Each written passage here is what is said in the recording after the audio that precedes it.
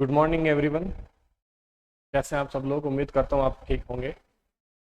कल अपनी केमिस्ट्री का जो सेकंड चैप्टर है, अम्ल क्षार और लवण वाला, जो अपने स्टार्ट किया था, उसके अंदर हमने अम्ल और क्षार के भौतिक गुणधर्म देखे थे। उसके बाद में सूचक के बारे में देखे थे, सूचक के प्रकार देखे थे, प्राकृतिक सूचक, कृत्रिम सूचक और गंधीय सूचक। इनके कुछ उदाहरण देखे थे जो बहुत ज़्यादा इंपॉर्टेंट है एग्जाम ऑफ व्यू से। उनके बाद में जैसे भौतिक गुणधर्म पूरे हुए तो उनके बाद में हमने रासायनिक गुणधर्म देखे अम्ल के रासायनिक गुणधर्म के अंदर एक टॉपिक मैंने आपको करवा दिया था कि जब अम्ल की अभिक्रिया धातु से होती है तो लवण व हाइड्रोजन गैस बनाता है। उसके बाद में एक डायग्राम भी मैंने आपको बना करके बताया था कि किस प्रकार से हम पता लगाते हैं कि जब अम्ल की अभिक्रिया धातु से होती है तो हाइड्रोजन गैस निर्मुक्त होती है। तो उस हाइड्रोजन गैस का पता लगाने के लिए एक डायग्राम बनाया था। जलती हुई मोमबत्ती जब उसके पास में लेके जाते हैं तो पॉप साउंड यानी कि फटफट की ध्वनि उत्पन्न होती है। तो ऐसा कुछ मैंने आपको एक डायग्राम बना करके बताया था। आगे आज बढ़ते हैं कि आज एक रिएक्शन है, वही अम्ल की रिएक्शन है।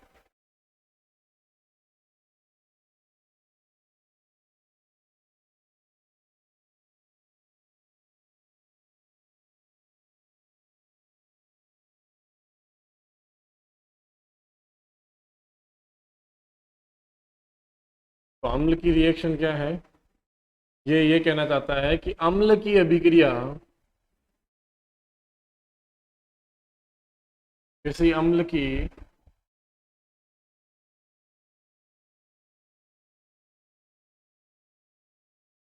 अभिक्रिया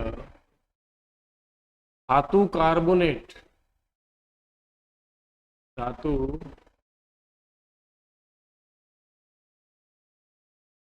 कार्बोनेट या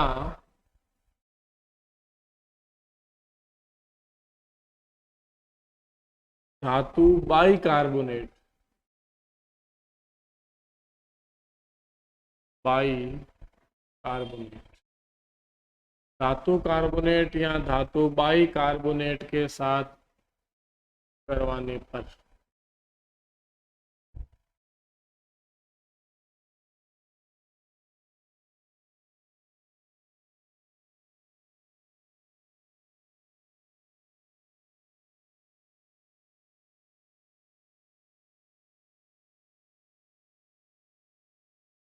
अम्ल की अभिक्रिया धातु कार्बोनेट या धातु बाइकार्बोनेट के साथ करवाने पर फिक्स है बेटा। जब भी मैंने आपको फर्स्ट चैप्टर में भी आपको बताया था कि जब भी कार्बोनेट की अभिक्रिया होती है किसी से भी तो CO2 गैस फिक्स है, CO2 गैस निकलेगी। तो हमारे यहाँ एक तो लवण बनता है और एक यहाँ पे जल बनता है H2O, और साथ में CO2 गैस बनती है। साथ में CO2 गैस बनती है। किसी भी अम्ल की अभिक्रिया जब धातु कार्बोनेट या धातु बाइकार्बोनेट के साथ करवाएंगे तो लवण, जल और CO2 यानी कार्बन डाइऑक्साइड गैस का निर्माण होगा। देखते हैं कि ये जैसे बोल रहे वैसा होता है कि नहीं होता। तो ये रिएक्शन है।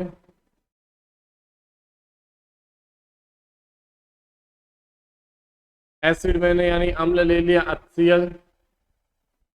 इसकी अभिक्रिया धातु कार्बोनेट से करवानी है तो धातु मैंने मान लीजिए यहाँ पे ले ली है सोडियम। धातु हो गई, कार्बोनेट की बात हो रही है तो CO3। अब कार्बोनेट की -2 से होती है तो यहाँ 2 लग जाएगा। तो यहाँ पे अम्ल मैंने लिया है ये वाला, धातु कार्बोनेट ये ली, धातु तो ली है सोडियम और कार्बोनेट साथ में हो गया तो धातु कार्बोनेट ये हो गया।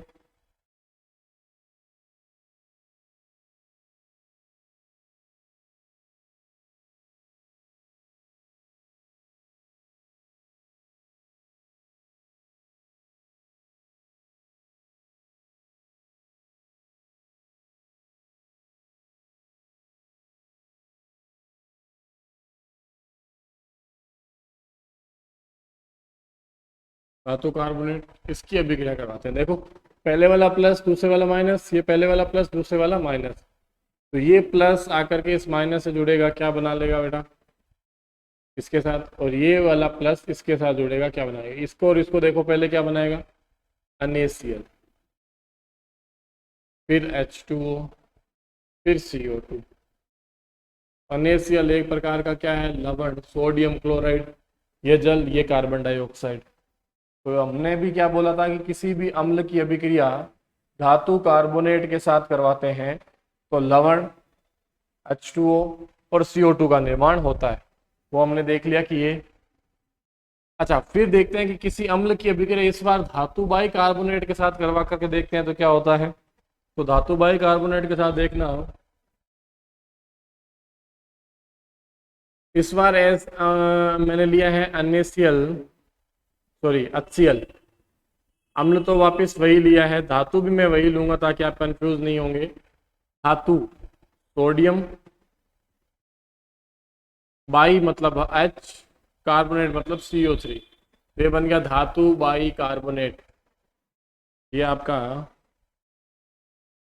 धातु बाई कार्बोनेट। जैसे ही रिएक्शन होगी, ये प्लस, ये माइनस, ये प्लस, ये पूरा माइनस, ये प्लस माइनस ये बना लेंगे क्या, NaCl। ये लवण है, साथ में H2O बन रहा है, साथ में CO2 बन रहा है, मतलब सेम चीज ही बनेगी, लवण, जल और कार्बन डाइऑक्साइड।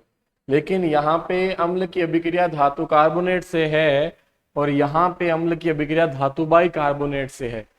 सही, अम्ल की अभिक्रिया कार्बोनेट धातु कार्बोनेट से करो या बाई कार्बोनेट से, बनना यही है। तीन ही प्रोडक्ट बनेंगे, लवण, H2O और CO2, ये तीन ही प्रोडक्ट बनेंगे। आगे बात समझ में। तो ये रिएक्शंस हैं। आगे अपने बढ़ते हैं, अम्ल की अभिक्रिया धातु ऑक्साइड से। अम्ल की अभिक्रिया धातु ऑक्साइड से।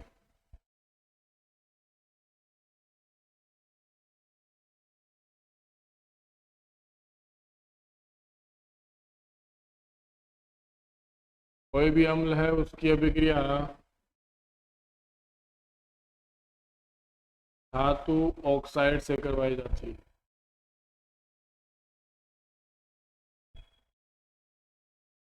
किसी भी अम्ल की अभिक्रिया धातु ऑक्साइड से करवाई जाती है तो क्या बनता है बेटा, लवण और जल, लवण और जल। अब मैं आपसे यहाँ इस रिएक्शन को ध्यान से समझना, एक क्वेश्चन पूछूंगा तो समझना।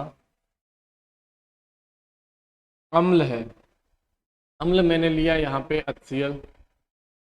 धातु की बात कर रहा है तो धातु मान लीजिए मैंने ले ली कॉपर, ऑक्साइड यानी O लगा दिया, तो क्या बन गया, धातु ऑक्साइड। ये अम्ल की अभिक्रिया, ये धातु ऑक्साइड की अभिक्रिया जब होगी तो लवण देखो कैसे बनेगा, प्लस माइनस, प्लस माइनस। ये प्लस वाला इस माइनस से अभिक्रिया करके क्या बनाएगा, CuCl2।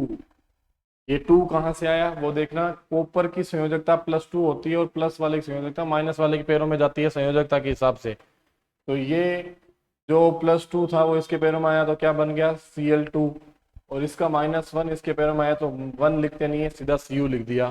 तो CuCl2 ये एक प्रकार का क्या है बेटा, लवण है, और साथ में H2O बन जाएगा, ये वाला जल निकल जाएगा।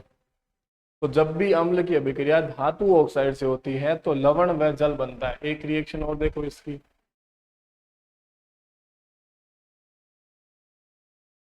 इस बार अम्ल चेंज कर रहा हूँ H2SO4, धातु ऑक्साइड भी चेंज कर रहा हूँ, इस बार मैंने धातु ली है Na2O, सोडियम ऑक्साइड। ठीक है, तो ये प्लस, ये माइनस, ये प्लस, ये माइनस, ये प्लस माइनस सभी क्रिया करके क्या बना देंगे, Na2SO4 plus H2O plus H2O। ये भी एक प्रकार का क्या है, लवण है। तो देख लीजिए, अम्ल की अभिक्रिया धातु ऑक्साइड से तो लवण और जल का निर्माण होता है। तो आपके सामने रिएक्शन, मतलब कोई भी अम्ल ले लीजिए, कोई भी धातु ऑक्साइड ले लीजिए, धातु होनी जरूरी है धातु ऑक्साइड के साथ में, तो उसकी अभिक्रिया करवाते ही लवण और जल का निर्माण होता है। नेक्स्ट एक अभिक्रिया है, वो अभिक्रिया देखना और फिर इसके अंदर वापस आते हैं और इसके अंदर एक क्वेश्चन होता है जो एग्जाम ऑफ व्यू से बहुत ज्यादा इंपॉर्टेंट होता है। तो नेक्स्ट जो अभिक्रिया है वो है उदासीनीकरण।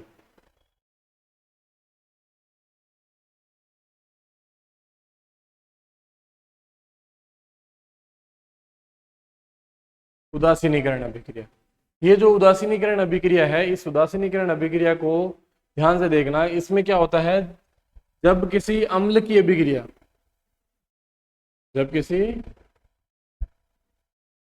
अम्ल की अभिक्रिया सार से करवाई जाती है, अम्ल की अभिक्रिया सार से करवाई जाती है, तो लवण व जल का निर्माण होता है। ये फिक्स है, जब किसी अम्ल की अभिक्रिया सार से करवाएंगे तो लवण और जल बनेगा। तो अम्ल मेरे पास में HCl हाइड्रोक्लोरिक अम्ल, सार मेरे पास में NaOH सोडियम हाइड्रोक्साइड,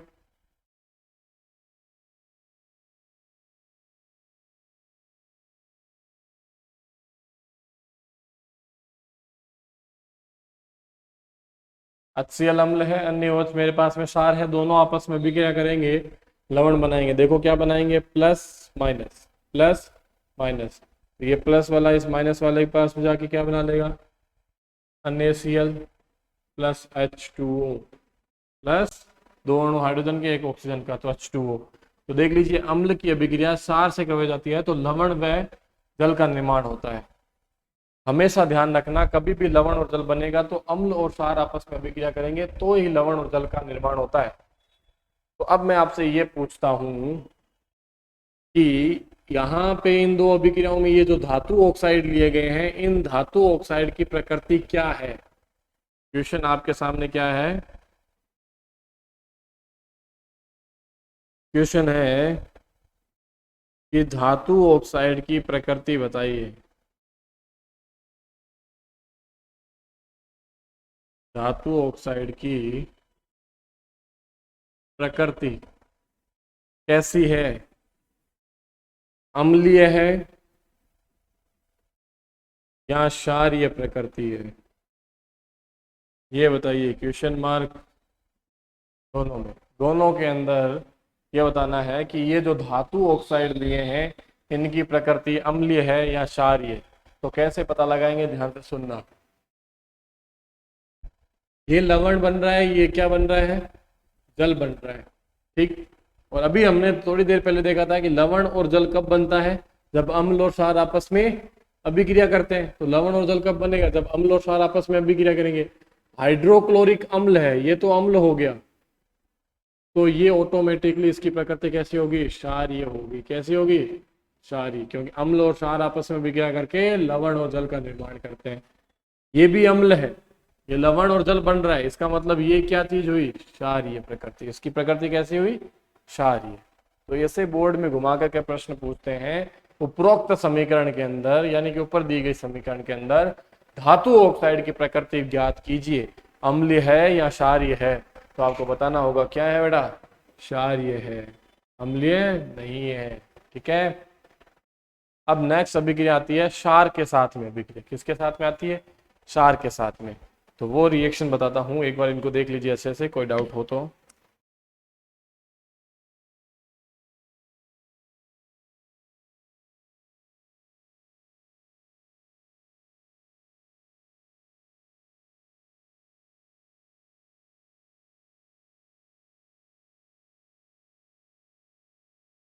अम्ल के साथ अभिक्रिया हो चुकी है पूरी, लेकिन एक प्रश्न आता है, अम्ल का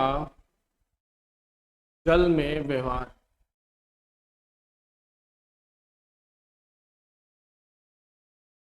अम्ल का जल में व्यवहार बहुत ज्यादा सरल है, बहुत ज्यादा इजी है और अच्छा क्वेश्चन भी है। अम्ल का जल में व्यवहार कैसा होता है,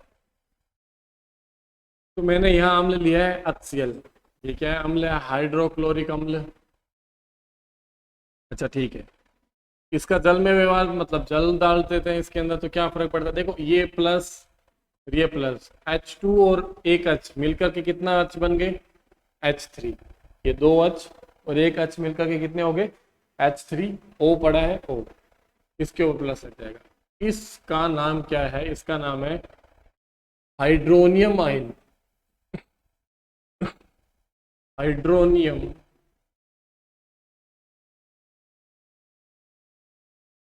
हाइड्रोनियम आयन और साथ में क्लोरीन गैस निकल जाएगी। तो ये जो हाइड्रोनियम आयन है ना, ये क्या होता है, ये होता है कठोर जल। क्या होता है बेटा, कठोर जल। सामान्य जल का सूत्र तो ये होता है। अम्ल का जल में व्यवहार कैसा होता है, अम्ल जल को जैसे जल में डालेंगे तो वह हाइड्रोनियम आयन का निर्माण कर लेता है। किसका निर्माण कर लेता है बेटा, हाइड्रोनियम आयन का निर्माण कर लेता है।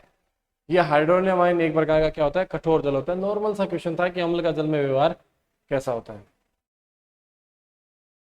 नेक्स्ट अभिक्रिया आती है क्षार की।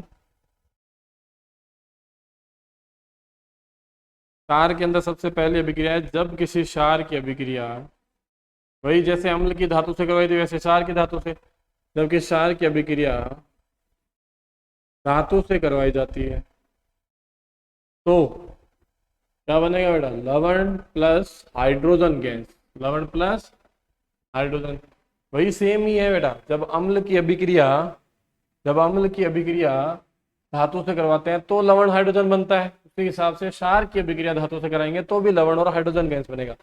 पूरी केमिस्ट्री की इस बुक के अंदर ये दो रिएक्शन ऐसी हैं जिसके अंदर, पूरे चैप्टर के अंदर बात करें तो ये दो रिएक्शन ऐसी है, अम्ल की सॉरी क्षार की धातु से या अम्ल की धातु से लवण और हाइड्रोजन गैस बनेगा। बाकी सब अभिक्रियाओं में लगभग लवण और जल का ही निर्माण होता है। तो क्षार यहाँ देख लीजिए, मैंने क्षार लिया NaOH, सोडियम हाइड्रोक्साइड। इसकी अभिक्रिया मैं धातु से करवा रहा हूँ, जिंक धातु है मेरे पास में। लवण बनेगा बेटा Na2ZnO2। इस लवण का नाम याद रखना है बेटा, बहुत ज्यादा इंपॉर्टेंट है, सोडियम जिंकेट। क्या है इस लवण का नाम, सोडियम जिंकेट। साथ में कौन सी गैस निकल जाएगी, हाइड्रोजन। इसके लिए मैं दोबारा डायग्राम बना करके नहीं बताने वाला, वो डायग्राम वाला वीडियो आप देख सकते हैं। सेम प्रोसेस इसमें, उसमें अम्ल मिलाया था जिंक के टुकड़े में, इधर जिंक के टुकड़े के अंदर आप क्षार मिला लीजिए। जैसे ही सोडियम हाइड्रोक्साइड मिलाएंगे तो लवण बन जाएगा और उस कांच की नली में से एक गैस निकलेगी। वो गैस कौन सी होगी बेटा, हाइड्रोजन गैस। कौन सी होगी, हाइड्रोजन गैस। सेम प्रोसेस है एकदम। तो क्षार की अभिक्रिया धातु से लवण और हाइड्रोजन गैस का क्या होता है, निर्माण होता है। नेक्स्ट अभिक्रिया इसमें आती है क्षार की अभिक्रिया अधातु ऑक्साइड से। इसमें भी वही वैसा प्रश्न बनेगा जो थोड़ी देर पहले प्रश्न बनाया था कि इसकी प्रकृति कैसी होती है, धातु ऑक्साइड की। क्योंकि अम्ल बेटा धातु ऑक्साइड के साथ ही अभिक्रिया करता है, क्षार धातु ऑक्साइड के साथ अभिक्रिया नहीं करता। तो इस बार देखना, क्षार की अभिक्रिया, क्षार की अभिक्रिया अधातु ऑक्साइड से।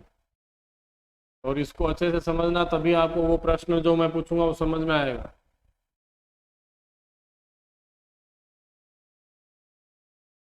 अधातु ऑक्साइड से तो बनेगा वही लवण व जल।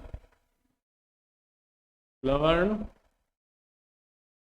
प्लस जल। देखते हैं ऐसा है क्या। क्षार मैंने बेटा इधर ले लिया है, इस बार थोड़ा सा क्षार चेंज करते हैं, NaOH नहीं लेते हैं, कुछ अलग लेते हैं क्षार, CaOH का होल ट्वाइस। क्षार मैंने क्या लिया है, कैल्शियम हाइड्रोक्साइड, जो एक प्रकार का दुर्बल क्षार है, क्षार लिया है। इसकी अभिक्रिया मैं करवाता हूँ अधातु से, तो अधातु ऑक्साइड से। तो सबसे पहले तो बेटा ये समझो, अधातु मेरे पास में कार्बन अधातु है, ठीक। ऑक्साइड की बात करें तो ऑक्साइड लगा दीजिए, तो CO2 पूरा एक अधातु ऑक्साइड हो गया। क्या हो गया, CO2 एक पूरा अधातु ऑक्साइड। कैसे, पहले अधातु नाम आ रहा है तो अधातु मैंने कार्बन ले लिया, कार्बन अधातु है। ऑक्साइड की बात हुई, ऑक्साइड लगा दिया, तो CO2 एक प्रकार का अधातु ऑक्साइड होता है। CO2 एक प्रकार का अधातु ऑक्साइड होता है। तो जैसे ही क्षार की अभिक्रिया धातु ऑक्साइड से करवाई जाती है तो लवण बनता है। देखो बेटा, ये इससे अभिक्रिया करके क्या बना लेगा, CaCO3 बना लेगा।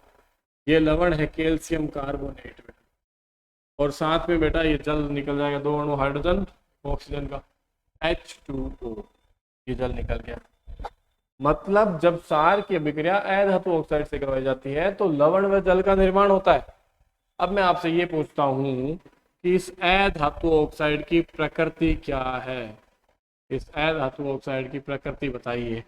अम्लीय होगी या क्षारीय? अभी वैसे ही बताना है जैसे थोड़ी देर पहले मैंने इसके अंदर तुम्हें बताई थी। किसकी प्रकृति क्षारीय कैसे हुई? क्योंकि इधर अम्ल था और लवण और जल बनता है, तो इधर ये देख लीजिए अम्ल है, इधर लवण जल बन रहा है, तो इसका मतलब ये इस वाले की प्रकृति कैसी होगी? क्षारीय प्रकृति होगी। तो बस उसी हिसाब से आपको बताना है इसके अंदर कि इसकी अधातु ऑक्साइड की प्रकृति क्या होगी, ये बताना है दोस्तों। अच्छे से सोच करके एक बार बता दीजिए कि इसकी प्रकृति कैसी होगी। इसकी प्रकृति अम्लीय होगी। कैसे? ये क्षार है, ठीक, ये क्या है? क्षार। ये लवण और ये जल बन रहा है। ये क्षार लवण जल बन रहा है, इसका मतलब ये क्या चीज है? तभी ये लवण और जल बन रहा है, ये अम्ल है बेटा। यानी इसकी प्रकृति कैसी है? अम्लीय प्रकृति है। कैसी है? अम्लीय प्रकृति है। यही एग्जाम के अंदर ऐसे ही प्रश्न पूछते हैं बेटा, ऐसे ही। तो अधातु ऑक्साइड से होगी। अब नेक्स्ट टॉपिक, जैसे अम्ल का जल में व्यवहार था, हाइड्रोनियम आयन बन रहा था, वैसे ही इधर क्षार का जल में व्यवहार है, जो OH माइनस आयन देगा। क्षार का जल में व्यवहार, तो क्षार का जल में व्यवहार क्या है? जैसे जल में डालेंगे OH माइनस अलग कर देगा, NaOH। इसको जैसे ही जल में मिलाया तो Na प्लस आयन अलग, OH माइनस अलग। एक और देख लीजिए KOH, इसको भी जल में मिलाएंगे तो K प्लस अलग, OH माइनस अलग। तो ये क्षार का जल में व्यवहार रहता है। कि क्षार का जल में व्यवहार कैसा होता है? जैसे ही क्षार को जल में डालेंगे दोनों के दोनों आयंस अलग हो जाएंगे। यही सेम इसके अंदर होता है। KOH को जैसे ही जल में डाला, पोटेशियम अलग और सोडियम हाइड्रोक्साइड अलग हो जाएगा। और आपको तो पता ही है, जो OH माइनस आयन देता है वो क्या कहलाता है? क्षार कहलाता है। तो क्षार का जल में व्यवहार हो गया ऑटोमेटिकली। ठीक, आगे बढ़ते हैं। इसके आगे जब चलते हैं तो कुछ अम्लों के नाम आते हैं कि किसके अंदर कैसे अम्ल पाए जाते हैं, किसके अंदर क्या है, तो वो थोड़ा सा एक बार देख लीजिए।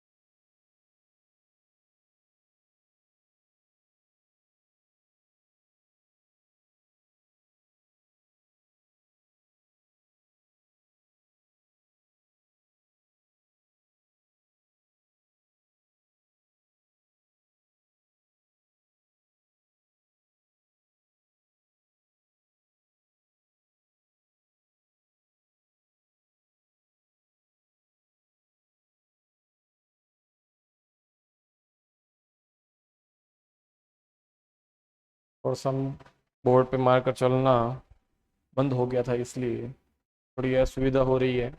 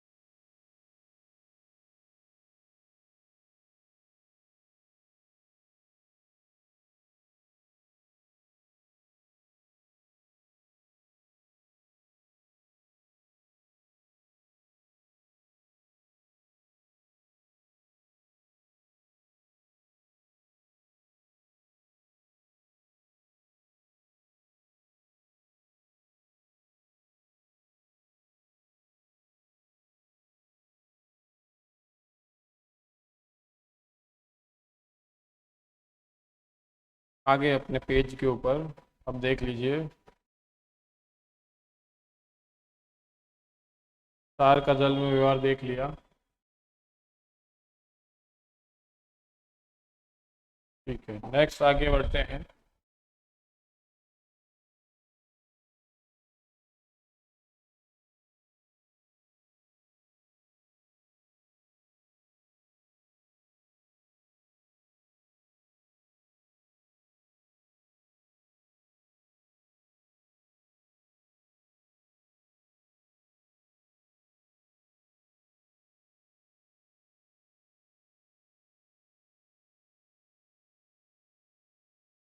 तो देख लीजिए, इसके अंदर एक मैलिक अम्ल की बात हो रही है सबसे पहले।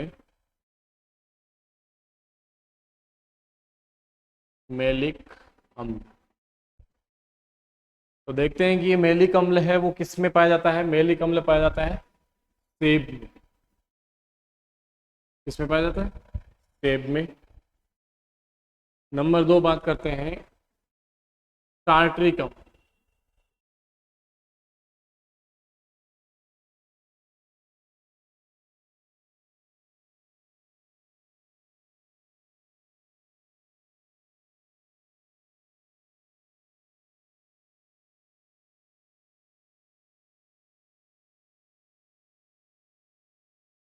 टार्ट्रिक अम्ल, और टार्ट्रिक अम्ल पाया जाता है बेटा इमली में। पाया जाता है, इमली में पाया जाता है। और फिर बात करते हैं सिट्रिक अम्ल।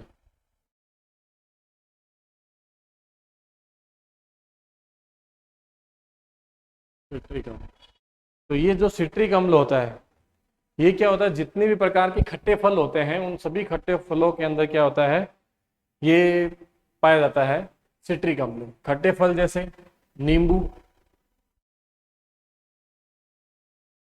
नींबू में सिट्रिक अम्ल होता है। संतरा, माल्टा, मतलब जो संतरे के बड़े रूप होते हैं, माल्टा आदि खट्टे फलों में।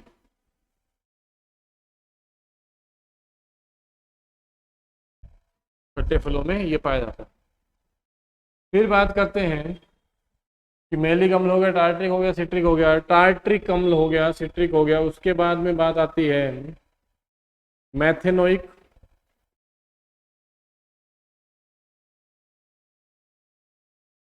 मैथेनोइक अम्ल, या इसका बेटा एक दूसरा नाम होता है जो भी पेपर में आता है, फॉर्मिक अम्ल। फार्मिक भी बोलते हैं, कहीं फॉर्मिक भी बोलते हैं। फॉर्मिक अम्ल, तो ये मैथेनोइक या फॉर्मिक अम्ल किस में पाया जाता है? ततैया का डंक। ततैया मतलब बेटा अपने देसी लैंग्वेज जिसको टांटिया बोलते हैं, ततैये का डंक।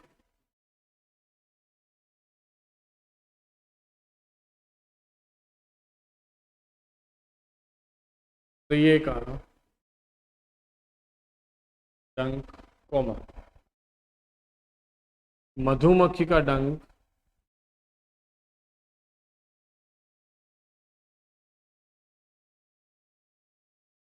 मधुमक्खी का डंक, कॉमा ततैये का डंक, मधुमक्खी का डंक, जो सबसे वेरी इंपॉर्टेंट है, लाल चींटी का डंक। लाल चींटी का डंक। लाल चींटी आप जानते हैं ना, जो आगे से मतलब थोड़ी सी रेड रेड होती है, पीछे से एकदम ब्लैक भी होती है, मतलब जो काट के बहुत ज्यादा दर्द होता है या स्वेलिंग जैसा कुछ आ जाता है, वही लाल चींटी का डंक है ना। तो वो लाल चींटी जब काटती है ना, तो वो क्या करती है, अपने जो डंक होता है उस डंक की सहायता से आपके शरीर में कौन सा मैथेनोइक अम्ल या फॉर्मिक अम्ल डाल देती है। और अम्ल आपको पता है कि स्पर्श करने पे कैसे होते हैं, ज्वलनशील। जैसे ही आपके त्वचा के टच में आएंगे तो आपकी वहां से की त्वचा क्या है, जलने लग जाती है, थोड़ी सी सूजन ऐसे खुजली उजली आ जाती है, वो इस अम्ल के कारण ही आती है। टांटिया काटता है यानी ततैया काटता है या मधुमक्खी काटती है तो आपने देखा होगा बहुत ज्यादा जलन होती है।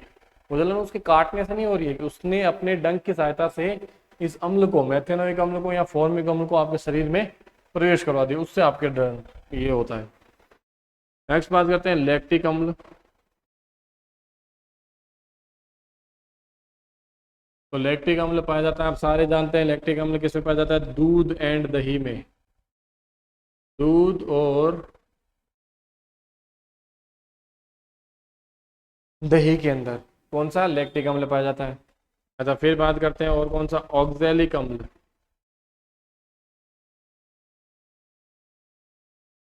ऑक्जेलिक अम्ल, तो ये जो ऑक्जेलिक अम्ल होता है ये पाया जाता है टमाटर में और पालक में। टमाटर और पालक में। टार्ट्रिक अम्ल एक और लिख लेना, इमली में होता है और अंगूर में भी होता है। ठीक, ऑक्जेलिक अम्ल हो गया। मैलिक अम्ल, देखो इसको ट्रिक से याद करो। मैलिक अम्ल किसमें होता है? सेब में। अब बाजार से जब हम सेब लेके आते हैं तो क्या होते हैं कि मेले होते हैं, तभी तो घर ला करके उसको धोते हैं। तो बाजार से सेब लेके आए, कैसे थे? मेले थे, मैं से मेलिक, मैं से मेले। तो सेब लेके आए बाजार से, मेले थे, धोना है तो मेलिक अम्ल। इमली बाजार से लेके आए, खाई, खट्टी थी, यानी कि आपके दांत खट्टेपन की वजह से टटर करने लग गए, तो टार्ट्रिक अम्ल। इमली में कौन सा पाया जाता है? टार्ट्रिक अम्ल पाया जाता है। इसी हिसाब से इनके सिट्रिक अम्ल नींबू, संतरा, माल्टा। मेथिनोइक, फॉर्मिक, यानी एक ही बात है दोनों। लैक्टिक अम्ल दूध दही के अंदर, ऑक्जेलिक अम्ल टमाटर और पालक के अंदर। तो ये कुछ अम्लों के नाम हैं जो आपको याद रखने हैं, जो पेपर के अंदर काफी बार पूछे जाते हैं। सबसे ज्यादा पूछे जाने वाला बेटा यही है, वेरी वेरी इंपॉर्टेंट लगा लेना। सबसे ज्यादा एग्जाम ऑफ व्यू से इंपॉर्टेंट यही है, सबसे ज्यादा पूछे जाने वाला प्रश्न यही है इन अम्लों के अंदर से। तो इसका चाहो तो आप एक स्क्रीनशॉट ले लीजिए।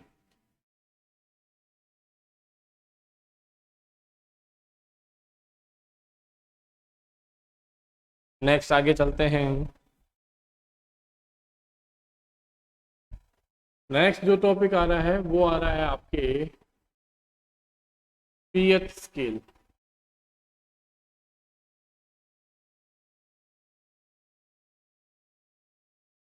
किसका आ रहा है? PH scale. तो पीएच स्केल के बारे में सबसे पहले देखें तो इस स्केल के अंदर ये जो पी होता है ना, इस पी का मतलब क्या होता है? इस पी का मतलब होता है पुशांश। पुशांश। अच्छा, बात आती है सर ये पुशांश क्यों लिखा है? इस पुशांश वर्ड का मतलब क्या है? तो इस पुशांश शब्द का मतलब होता है शक्ति, पावर। इस पीएच स्केल के अंदर ये जो आपको पी दिखाई दे रहा है, इस पी का मतलब होता है पुशांश, शक्ति, पावर। पावर ऑफ हाइड्रोजन या पोटेंशियल ऑफ हाइड्रोजन। ये जो एच पी एच का मतलब क्या होता है, इससे इसकी डेफिनेशन बनती है, ऐसा स्केल, ऐसा स्केल जो किसी विलियन में उपस्थित हाइड्रोजन आयन की सांद्रता को ज्ञात करता है, उसे पीएच स्केल कहते हैं। क्या बोला? ऐसा स्केल जो किसी विलियन में उपस्थित H प्लस आयन यानी हाइड्रोजन आयन, हाइड्रोजन आयन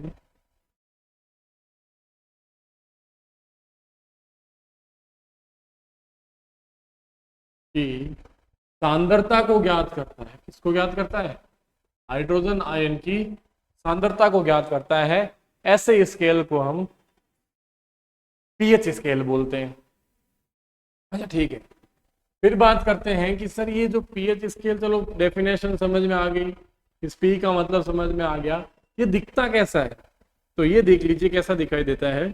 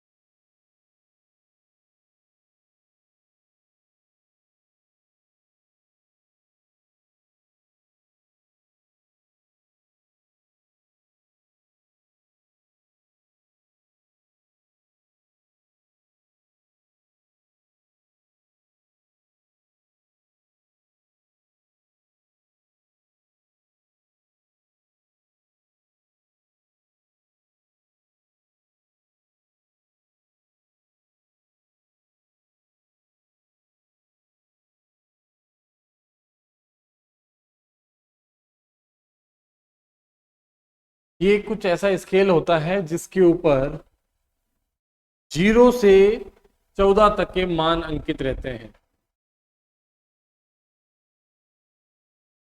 0, 1, 2, 3, 4, 5, 6, 7,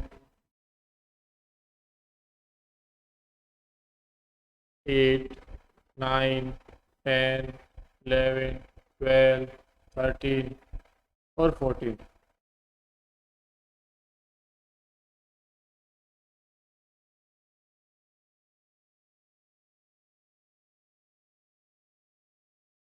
यहाँ तक आ रहा है, तो इसको इरेज कर देते हैं।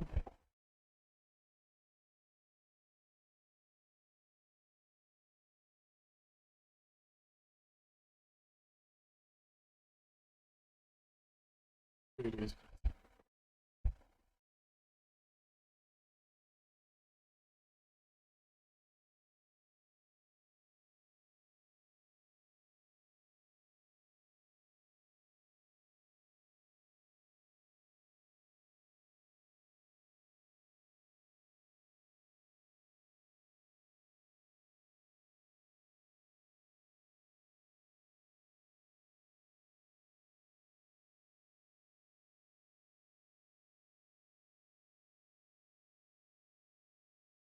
जीरो,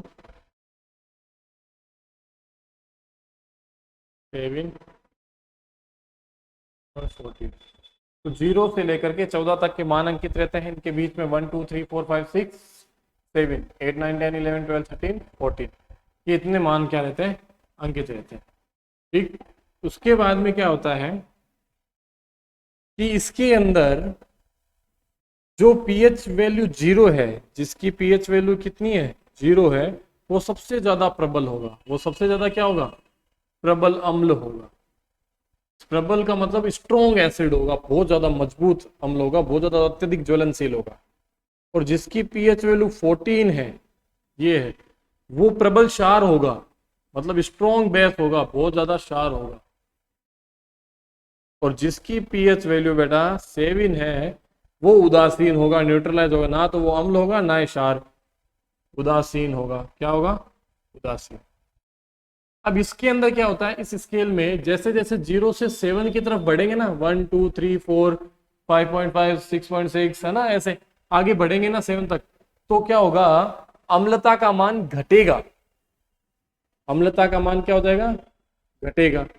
और जब 7 से वापस 0 की तरफ बढ़ेंगे तो H+ आयन क्या हो जाएंगे, बढ़ जाएंगे। 0 से कम की तरफ ऐसे ऐसे बढ़ते रहेंगे तो कम हो जाएगा।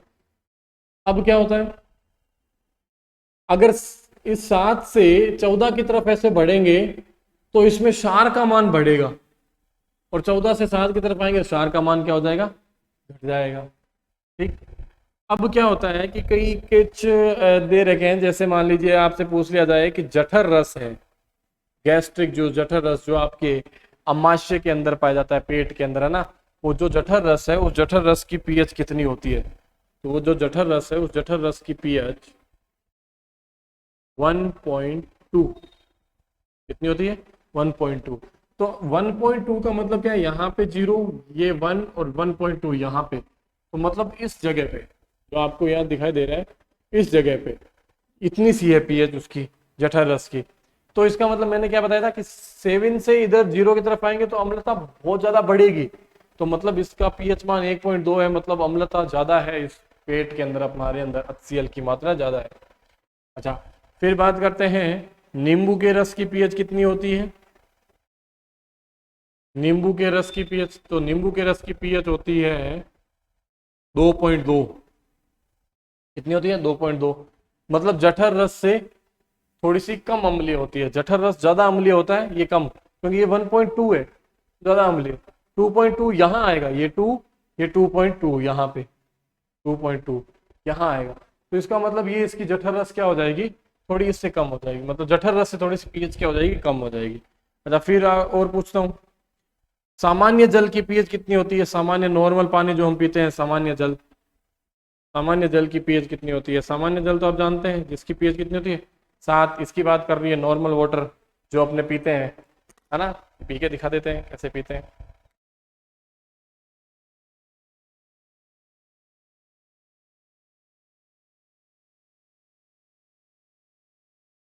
यही था बेटा पानी। तो इसकी सामान्य जल की पीएच कितनी होती है? 7 होती है। कितनी होती है? 7। अब जिसकी पीएच वैल्यू मैंने आपको पहले कहा था जिसकी 7 होती है वो क्या होता है? उदासीन। तो हम जो पानी पीते हैं उसकी पीएच वैल्यू 7 होती है, मतलब उदासीन है ना, तो वो पानी अम्लीय है और ना ही क्षारीय है, उदासीन है। ठीक। अब कभी कभार पेपर के अंदर पूछ लेता है कि जो रक्त होता है, मानव का जो रक्त होता है उसकी पीएच कितनी होती है। उसकी पीएच बेटा कई बुक में 7.2 दे रखी है और कई के अंदर 7.4 दे रखी है। तो सबसे ज्यादा 7.4 वाली सही है। तो आपको भी याद रखनी है मानव के रक्त की पीएच कितनी होती है? 7.4 होती है। आगे बात समझ में? तो ये इतना याद रखना है। ये पीएच स्केल के बारे में, नॉर्मल सा पीएच स्केल के बारे में। अच्छा, अब मेन चीज सारी बात कर ली, अब ये बात करते हैं इस पीएच स्केल की खोज किसने की थी? पीएच स्केल की खोज मतलब ऐसा महानुभाव कौन था जो इतने अच्छे स्केल की खोज की थी? तो उस महानुभाव का नाम है सोरेनसन। क्या नाम है? याद रखना है नाम बेटा, सोरेनसन। सोरेनसन, ये इसने क्या की थी? इसकी खोज की थी सोरेनसन ने। आगे बात समझ में? तो पीएच स्केल के बारे में थोड़ा सा दोबारा डिस्क्राइब कर देता हूं। पीएच स्केल खोज करता है बेटा सोरेनसन। कौन है? सोरेनसन। पीएच स्केल के अंदर जो पी है उसका मतलब क्या है? उस पी का मतलब है पुशांश। पुशांश बोले तो बेटा शक्ति, पावर। पावर। पीएच स्केल की परिभाषा क्या होती है? एक ऐसा स्केल जो किसी विलियन में उपस्थित, एक ऐसा स्केल जो किसी विलियन में उपस्थित H+ आयन की सांद्रता ज्ञात करे। क्या ज्ञात करे बेटा? H+ आयन की सांद्रता ज्ञात करे। क्या कहलाता है? पीएच स्केल कहलाता है। कैसा दिखाई देता है? जैसे आपका सामने है 0 से लेकर के 14 तक के मान अंकित रहते हैं। जिसके पीएच की वैल्यू अगर 0 है तो वो प्रबल अम्ल, बहुत ज्यादा स्ट्रॉन्ग एसिड है। और जिसकी पीएच की वैल्यू 14 है तो वो भी बेटा क्या है? बहुत ज्यादा स्ट्रॉन्ग क्षार होगा। और जिसकी पीएच की वैल्यू बेटा 7 है वो क्या होगा? उदासीन होगा। क्या होगा? उदासीन, न्यूट्रलाइज, जिसमें न तो अम्लता है और न ही क्षारकता है। फिर नेक्स्ट बात करते हैं अपने कि जठर रस की पीएच कितनी होती है? 1.2। नींबू के रस की 2.2। ये बेटा याद करनी है क्योंकि इनके अंदर एक एक नंबर के प्रश्न बनने, यही तो बनेंगे प्रश्न, और कौन से बनेंगे? कोई 3-4 लाइनों को थोड़ी बनेंगे, यही छोटे छोटे। जठर रस की पीएच बताइए कितनी होती है? 1.2। जिसको याद है फटाक से 1 नंबर पक्का। नींबू का रस की पीएच कितनी होती है? 2.2। उदासीन जल, सामान्य जल की कितनी होती है? उदासीन 7। पीएच वैल्यू कितनी होती है? 7 होती है। ये देखो पीएच इसके बारे में हो गया। नेक्स्ट जो टॉपिक आता है दैनिक जीवन में उपयोगी रसायन। दैनिक जीवन में उपयोगी जो रसायन होते हैं वो टॉपिक। उससे पहले हमारे एवरीडे लाइफ के अंदर दैनिक जीवन में इस पीएच का महत्व क्या होता है हमारे शरीर में, जलीय जीव में रहने वाले उनके शरीर में, या फिर बात करें तो हमारी मिट्टी के अंदर पीएच का महत्व क्या रहता है, खेतों के अंदर हम जो धान और उगाते हैं उनसे उन पे क्या प्रभाव पड़ता है वो देखेंगे। और उसके बाद में अपने इसमें देखेंगे कि हमारे जो दांतों का ये इनेमल है, व्हाइट वाला जो भाग दिखाई देता है, व्हाइट व्हाइट जो वाला भाग दिखाई दे रहा है, ये दांतों के इनेमल है।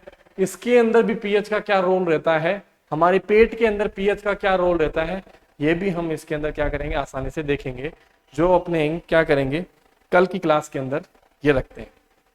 तो आपके सामने ये पीएच स्केल वाला जो टॉपिक है वो हुआ है। कल जो मेरे को टॉपिक आपको याद दिलाना है वो टॉपिक कौन सा है बेटा? वो है दैनिक जीवन में, दैनिक जीवन में पीएच का महत्व,